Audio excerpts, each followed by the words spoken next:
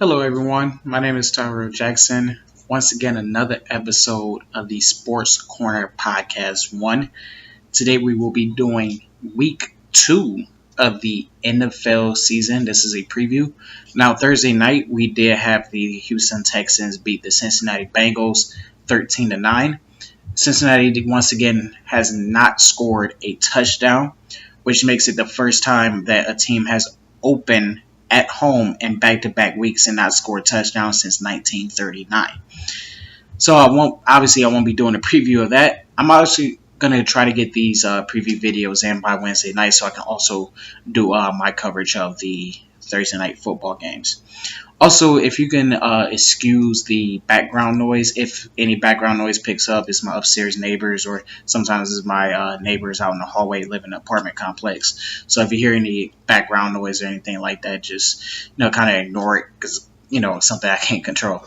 So anyway, like I said, I'm going to be doing a week 2 preview of the National Football League. So let's go ahead and get this started. Now, actually, before we get this started, as far as the rankings go for offenses and defenses, it would be based off of their ranking in total yards. So I don't want to get confused with if you see anything on national media, what it may be. This is basically off of total yards that they are ranked in as well. So let's actually get this thing going. Let's get this thing started. Start off with the Browns. Yes, my team versus the Baltimore Ravens. Ravens start off with the Ravens. The Ravens won 20-0 against Cincinnati. They have their 20th in offense, and they are number 6 in defense. They finished with 5 sacks and 4 interceptions for the first time in their team history in a single game. So it was a really good game for the Ravens, and it was a historic game for the Ravens last week. Excuse me.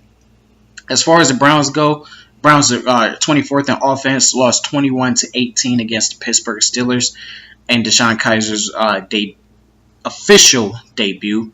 16th in defense, they are the third best team in the league in rushing defense. I expect the Baltimore Ravens to have a lot of man blitz coverages and packages, sending 5-6 guys, but also playing man coverage on the outside, and also having 2 safeties deep, just in case if the Browns try to throw the ball deep. I expect DeShone Kizer also have a better game than the game that he had against Pittsburgh.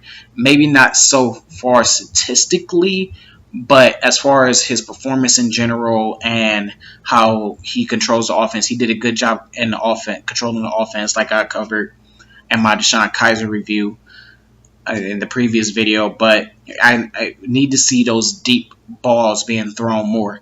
But I think this is going to be a defensive game. You have on one end, you have a good Ravens defense that's led by the unaging Iron Man known as Terrell Suggs, and a defense that is led by defensive coordinator Greg Williams, who loves to send the blitz. So I think we're going to see a lot of blitzes between both teams. This is where the Ravens have won 4 out of the last 5 meetings, and a lot of those games have been close as well. As far as Joe Flacco goes, he has thrown an interception in his last 7 games, so his second longest streak in the NFL currently, behind Phillip Rivers, who's throwing an interception in his last 8 games. I expect this to be a defensive game. The Browns can win this game by eliminating the passing attack of Joe Flacco. They can eliminate the passing attack and let the Ravens rely on the running game more. I think the Browns have a legitimate shot of winning this game.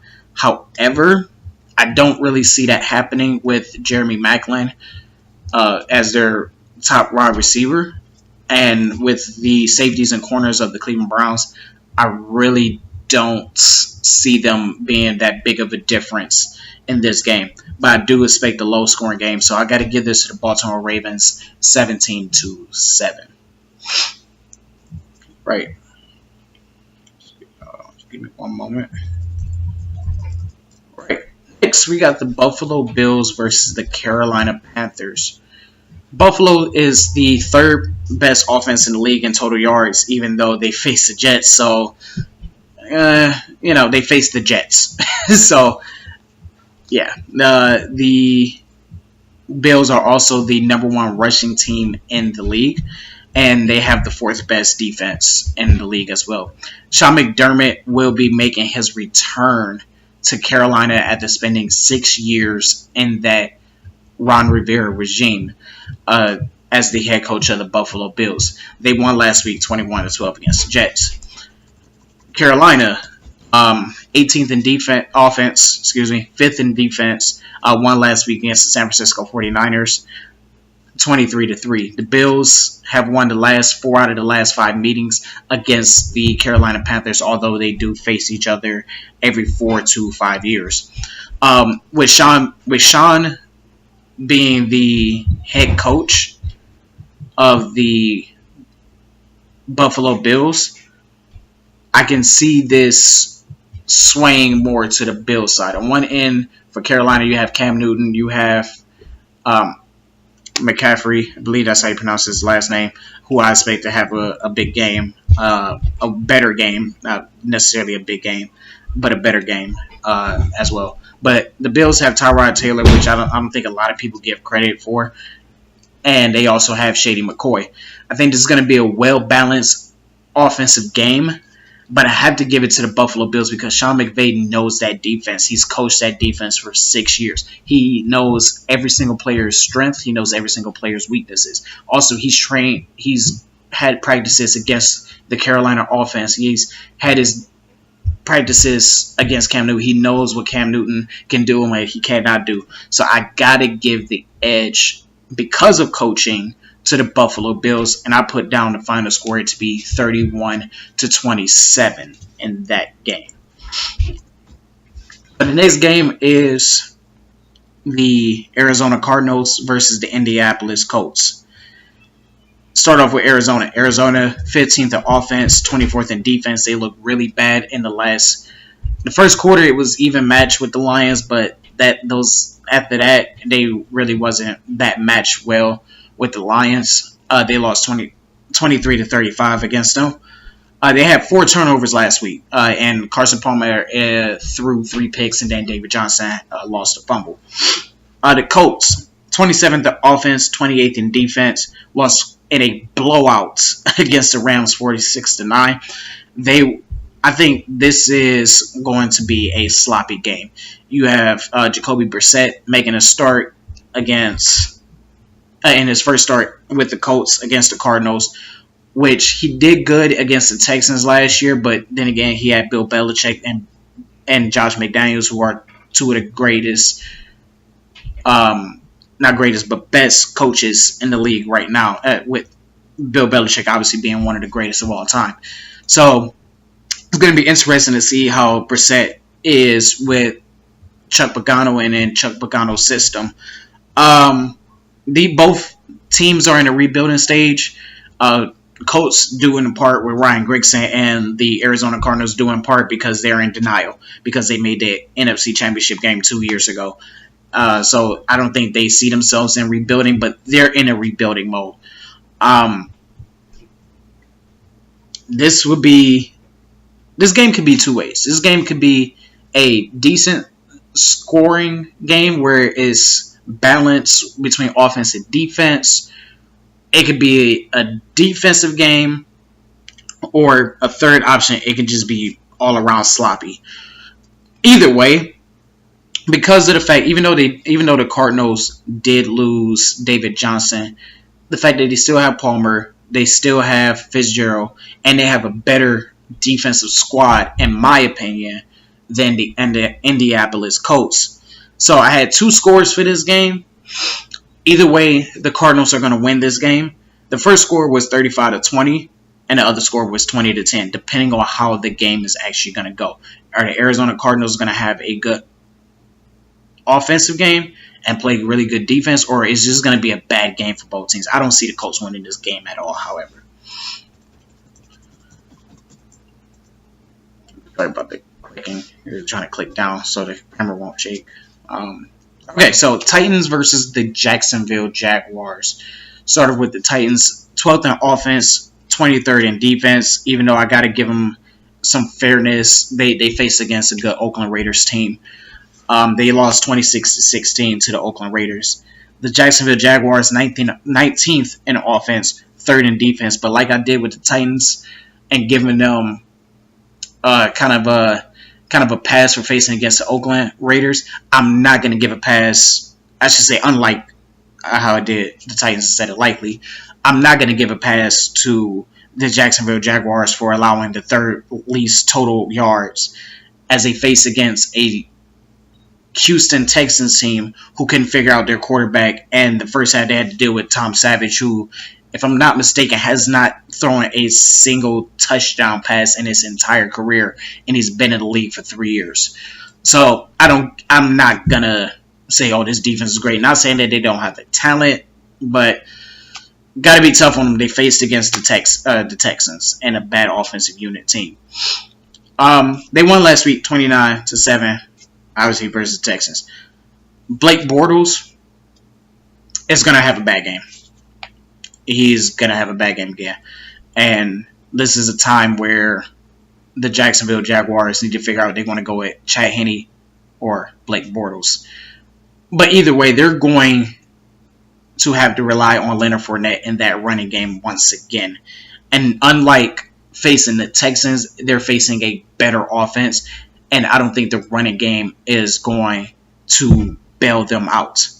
However, to me, the Titans, and to a lot of people, the Titans are the best team in the AFC South so far. Actually, they're actually favorites to win the division. However, I feel like this is not a must-win game, but it's an important game to win. Because I think there will be a lot of questions on if Mike Mularkey is the right coach for the job. Is Marcus Mariota really all that hyped to be? Is that defense really all that? Is the team all that hyped to be?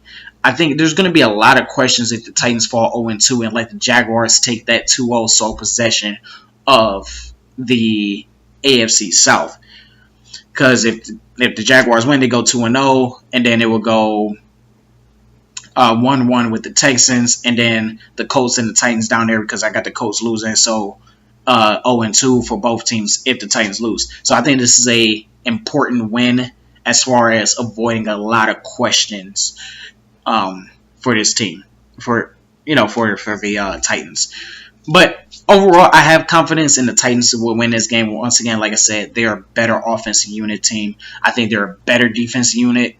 They face against the Oakland Raiders. Derek Carr, that offense is very good, very high-powered. And to hold them to 26 points compared to, like, other teams that possibly can and cannot do that, I think, like I said, I got to give them more leeway. I think they're a better defensive team all around. So, giving the edge to the Tennessee Titans 28-3. I don't think Jacksonville's going to score a touchdown, and I think Leonard Fournette is not going to have a game like he did against the Houston Texans. So, let's go to the next game. We're going to go with the Eagles versus the Kansas City Chiefs. The Eagles, 11th in offense. They are the third best passing team right now in the league. They also have the 12th best defense as far as fewest total yards given up. They won last week against the Redskins on the road, divisional game, divisional rival, 30-17. Kansas City is number one in offense. It showed that they were the best offense in week one, and it showed that they could potentially be one of the better offenses in the league. 26 in defense, but in all fairness, they face Tom Brady and they face Giselle and James White, so a little bit more leeway with that ranking as well. Won last week, obviously beat the Patriots, who a lot of people thought it was going to go 16-0. They shut that down real quick, 42-27. On the road, on Thursday night, home opener, banner reveal. What a win it was last week for the Kansas City Chiefs. To me, I think if the Eagles do play like they did last week, I think this is a solid team. I think this team can potentially sneak into that last spot, if not that fifth spot, in the NFC playoffs. I think they're that good if they play like they did against the Redskins. They played an all-around good game. They played good on offense. They played good on defense. They played good on special teams. And I think that team is built like that to play like that on a consistent basis. However, Kansas City is the hottest team going on right now. Even if they contain Kareem Hunt, which they may or may not, who knows. But I highly doubt it because the Patriots, to me, is a better defensive unit than the Eagles. And Kareem Hunt decimated the Patriots defense. Even if they keep Kareem Hunt at guard and just contain, basically, I think they're still going to have trouble. They're going to worry about Alex Smith, Travis Kelce, Tyreek Hill, and they also got to worry about that Kansas City defense. Yes, Kansas City lost Eric Berry in that Week 1 game, but I think they have the right tools to make up for that. And then once again, Nelson Aguilar, he's inconsistent. You know, 1 week he'll have a good game, he'll dominate, he'll know how to run his routes, have great release off the snap, but he's inconsistent. He showed that last year, dropping a lot of passes, and I don't find him having another big performance like he did against the Washington Redskins. And I just think Kansas City is just too powerful. This is Andy Reid's second game against the Eagles since taking over as the head coach of the Kansas City Chiefs. I believe it was back in 2013 was his first year. I believe that was his first year. So I got to give the final score, got to give the edge to the Kansas City Chiefs, 27-14.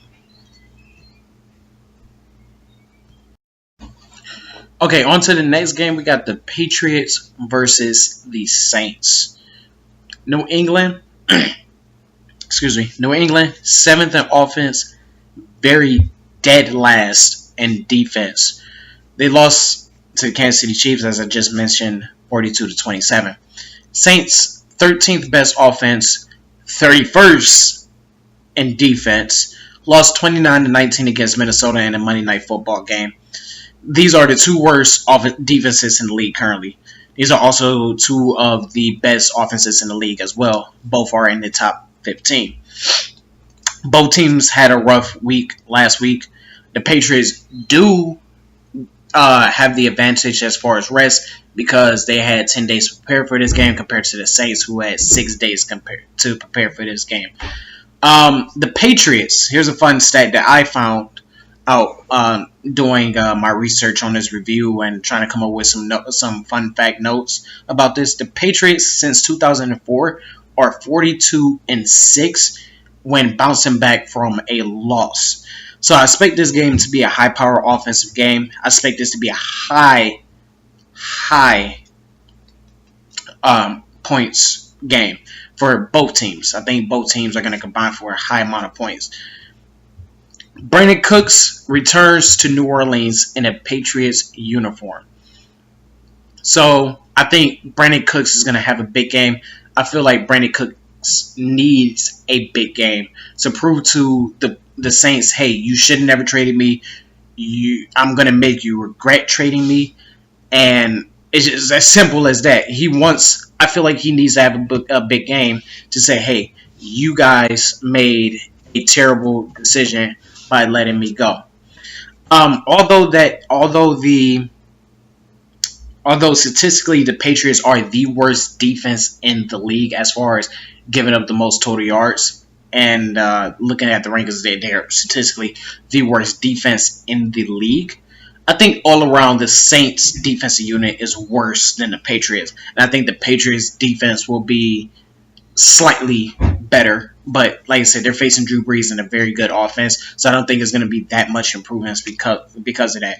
Like I said, high scoring game, giving the edge to New England because Tom Brady, I think they have a better offense. They do have a better offense to me, and than the Saints, and they also have a better defensive unit, in my opinion, than the New Orleans Saints. But I'm gonna give this. Now, I originally gave this score prior to me doing this video 49-45 in favor of the Patriots. Now, still in favor of the Patriots, but I'm going to dim it down a little bit to 42-38 being the final score. I think it's going to be a 4-point difference between the two teams.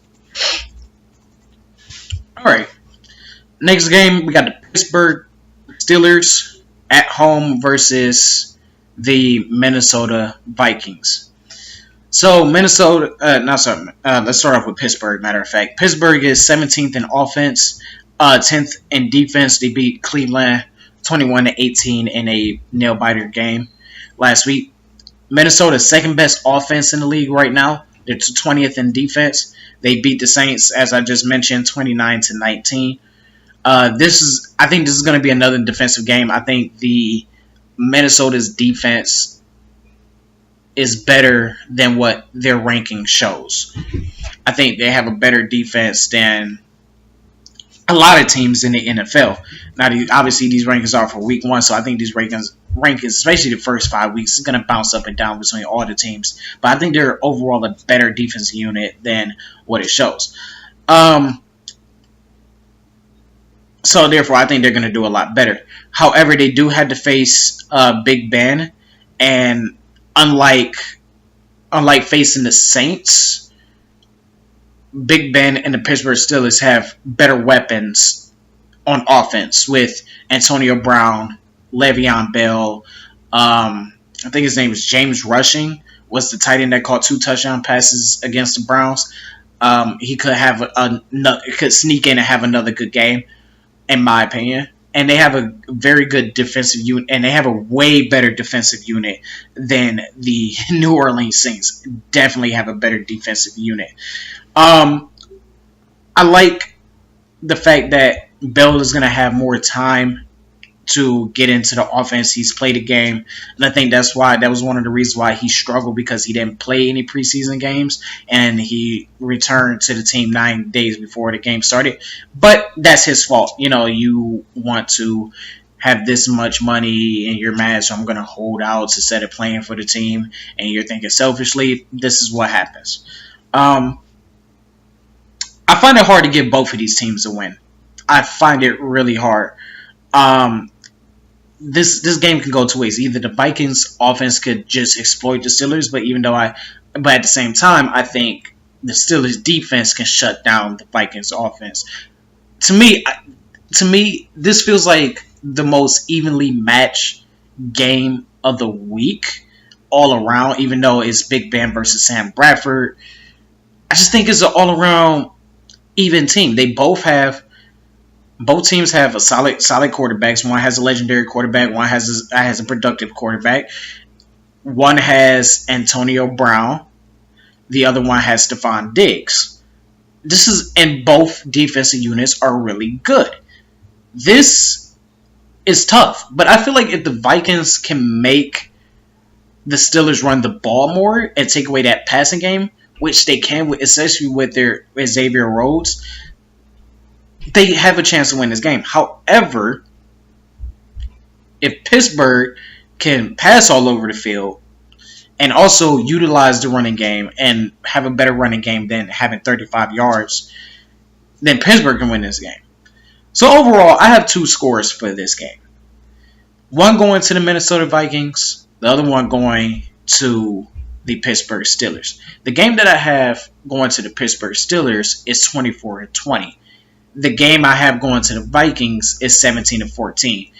Because if the Vikings take out that passing game, then it's going to just be a defensive game, because the Vikings are going to contain the Steelers' threat of scoring, and the Steelers' defense is going to play that much harder to make sure that the Vikings does not blow them out. That's why it's a lower score than that.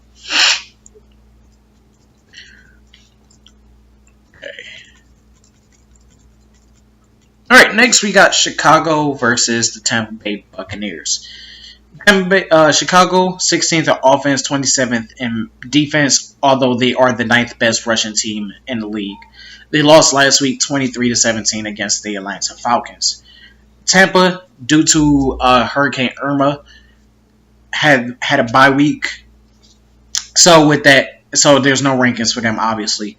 So with that extra week off, and the Bucs will be at home, this is going to be an emotional game for the city of Tampa, for the players in Tampa, for the whole organization. This is going to be a very emotional game.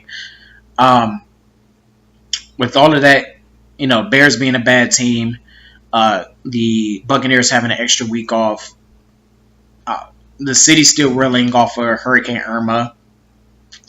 I think this is, and to me, I think the Buccaneers could potentially be the best team in the NFC South. With all that being said, I cannot give this win to the Bears at all. Well, not necessarily at all, but I can't give this win to the Bears. I got to go with the Buccaneers, 24-7. So next we got the Jets versus the Raiders. The Jets 30th in offense, also the same ranking in defense, lost 21-12 against the Buffalo Bills. The Raiders 10th best in offense, 21st in defense, won 26-16 against the Titans. I don't have a summary here. There's no breaking this down. There's one way of breaking this down. The Jets suck. The Oakland Raiders are a great team. The Jets suck. Raiders great team. Blowout alert. 50 burger alert. Final score 52-14. It's gonna just be a bad game for the Jets. Sorry, Jets fans. It is. So next, we got the Miami Dolphins versus the used to saying that. The Los Angeles Chargers. Sorry about that. Bye week due to Hurricane Irma. Miami was another city that got affected by the hurricane, so they had the bye week. Chargers, 23rd in offense, 19th in defense, lost 24-21 against Denver. Miami has won 3 out of the last 2 meetings against the Chargers. With the extra week in practice, they really didn't have the distractions of the recovery doing the recovery in Miami because they practice in LA. They're going to be fresh. However, they have Mr. Interception Jay Cutler, but also do the Chargers and Phillip Rivers. So it's Mr. Interception number 1, Jay Cutler, versus Mr. Interception number 2, Phillip Rivers. But the Chargers are overall, I don't think they're a pushover team. I think this is a different team than what we saw last year. I don't think this is a pushover team. They are in the toughest division in the NFL. They played good against Denver, mainly defensively, especially towards the end of the game. And I felt like if that field goal wasn't blocked, I feel like they actually possibly could have won that game because all the momentum was on their side. But like I said, due to Jay Cutler being quarterback and due to LA having a better game against Denver, even though Miami's had 2 weeks to prepare for this and the Chargers have only had 6 days to prepare for this, it's going to be a tough game for the Chargers, but I'm going to give the Chargers the win, 28-21. All right. Next, we got Dallas versus Denver. Dallas 4th in offense, 9th in defense, won 19-3 against the New York Giants. Denver 14th best offensive team. They're the 5th best rushing team and 11th in defense. Beat the Chargers, as mentioned, 24-21. With Dak Prescott, Ezekiel Elliott, the Cowboys defense, they have the best offensive line in the league. I'm not going to pick Denver over this at all. Denver does have a good defense. They have a solid defensive unit, but they're inconsistent on offense. They have a barely above mediocre quarterback in Trevor Siemian, and their running game is not that great. So because of Denver's defense, this is going to be a closer game than a lot of people will expect, in my opinion, but final score 21-16 in favor of the Dallas Cowboys.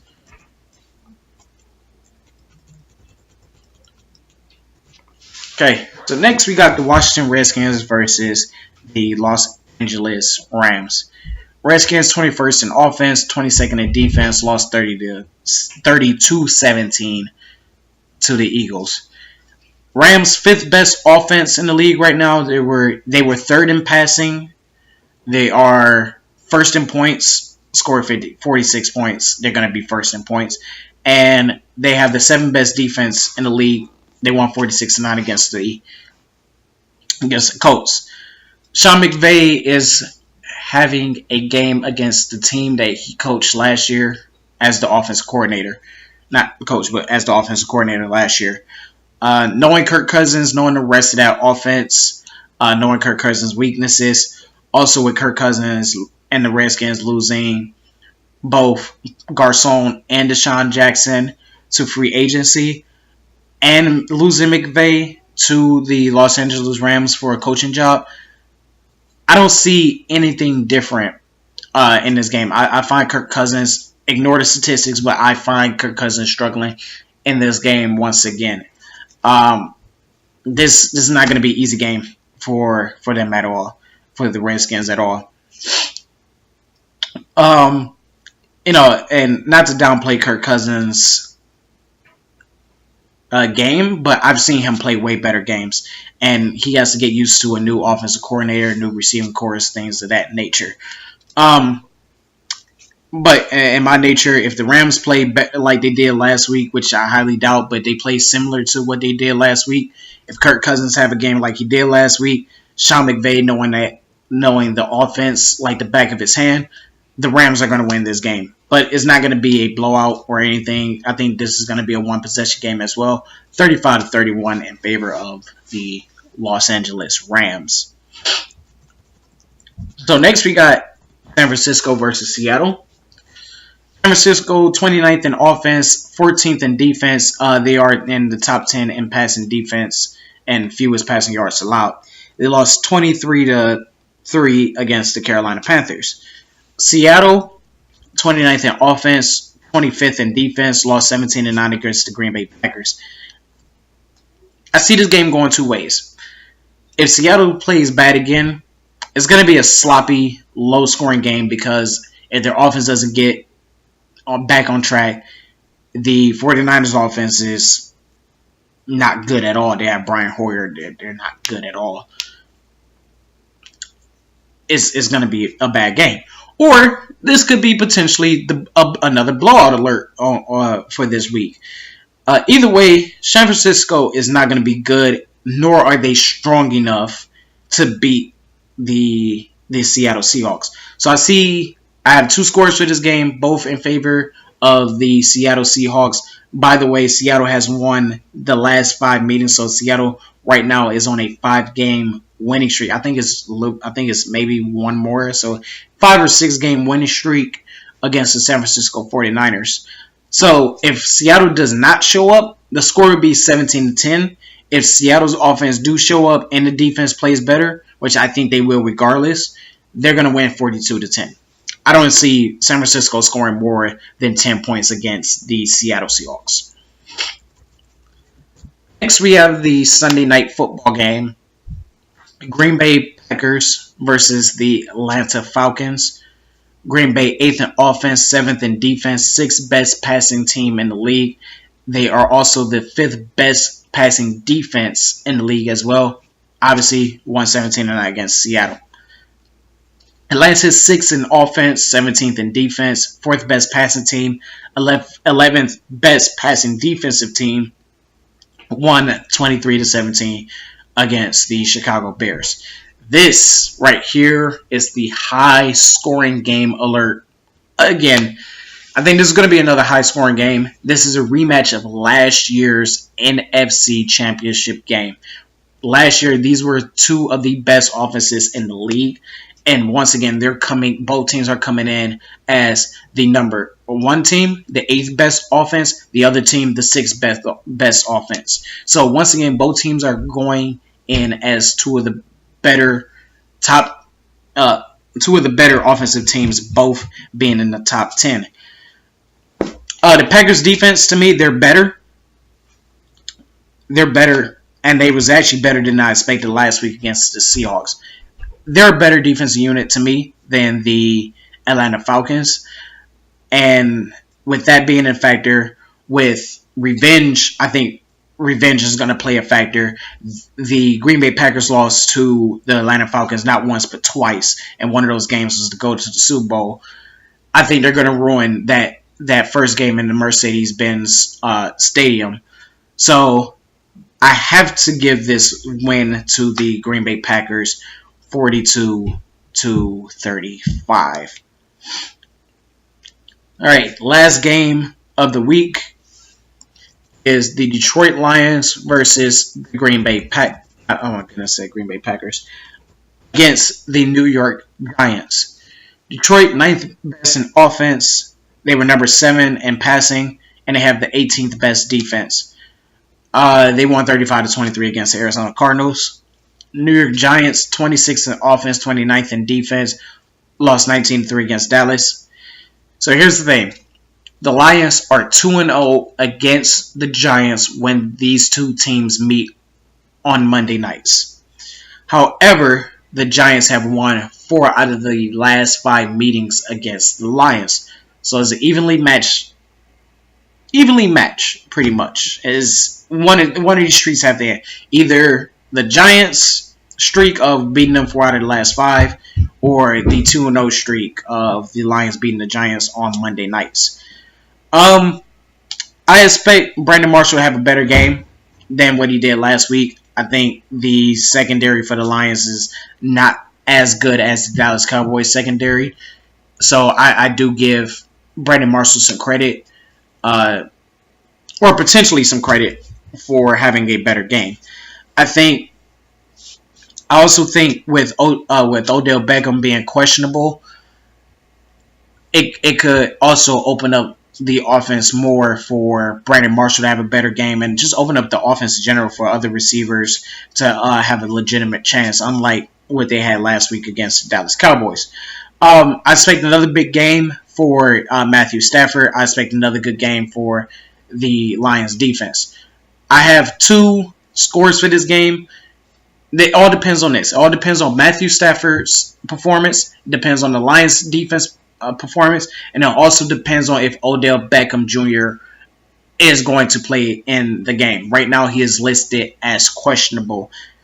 So, if Odell Beckham does play this game, the Giants will win 27-24. If Odell Beckham does not play in this game, Matthew Stafford has a big game, and the Giants offense again struggles, then I see the score being 28-6 in favor of the Lions.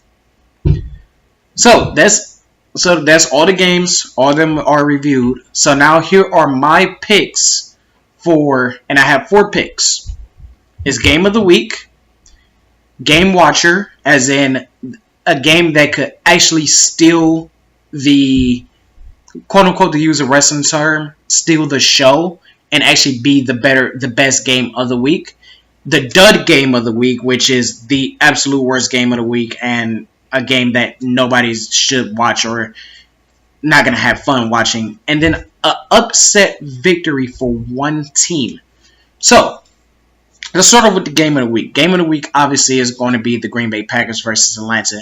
It's going to be 2 high-power offenses facing each other and 2 solid defenses facing each other. So it's going to be a very good balanced game. I almost gave this game to Minnesota and Pittsburgh, but they belong in the game watcher section of the week because how balanced and how difficult both of these teams are going to be for each other.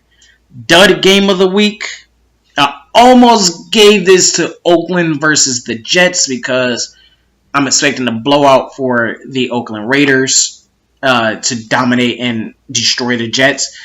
But because both of these teams are bad, and both of these teams weren't that good last week, the dud game of the week is the Arizona Cardinals versus the Indianapolis Colts. And then the upset win of the week, like I said, I almost said earlier in the review that I don't see the Chicago Bears winning, but then I changed my mind when I said that they potentially have a shot. This is my upset winner of the week. I think the Chicago Bears have a shot to go into Tampa, with Tampa being rested, with Tampa having the emotional week as it is, with Hurricane Irma having a bye week because of Hurricane Irma. Excuse me. I think the Chicago Bears have a shot because they had a good game against the Atlanta Falcons. They stayed in the game against the Atlanta Falcons. So I think this could potentially be an upset game. And also Mike Glennon is returning back to Tampa as well. So that is my week 2 preview. I want to thank you guys for watching the video. Really appreciate the fandom behind it, even if it's just like for 10 views and 1 subscriber or 2 of them. Really appreciate it for watching. Remember, hit that like button. Go ahead and hit subscribe. Go ahead and comment. If you don't like the video, hit the dislike button. Hit the dislike button. Say, hey, Tyrell, you suck. You need to get better. If you have any pointers as well of what you think I need to get better at, please let me know so I can make these videos better and make it more enjoyable for you guys as well. I will leave the link in the description down below to the podcast's Twitter page for daily polls and interactions and the latest news, latest hot news that is going on around the world of sports. So once again, this is Tyrell Jackson for the Sports Corner Podcast. Thank you and have a great night. And happy Sunday football.